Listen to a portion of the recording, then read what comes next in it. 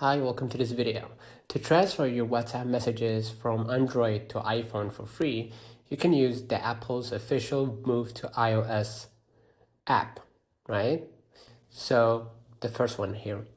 Note that your iPhone must be brand new or factory reset for this to work. So for your new iPhone, prepare your new phone, right? Go ahead to the settings, general, scroll a little bit down to find transfer or reset iPhone, and hit basically erase all content in settings, right?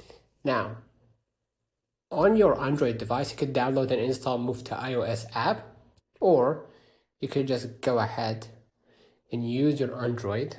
Let me open the camera and show you exactly, right? You're gonna go ahead to chat, scroll a bit down, and hit transfer chat history without using third-party app, right? You could transfer your chats to another phone here, okay? Once you hit this and start the process, and of course enter your phone number and everything, your new phone will be able to copy all the data and basically all the chat history by simply using your phone number, right? So basically that's it. You're gonna download the new basically you're gonna download WhatsApp and enter your normal phone number from the older device, and automatically WhatsApp will start the basically the transferring process. And basically that's it.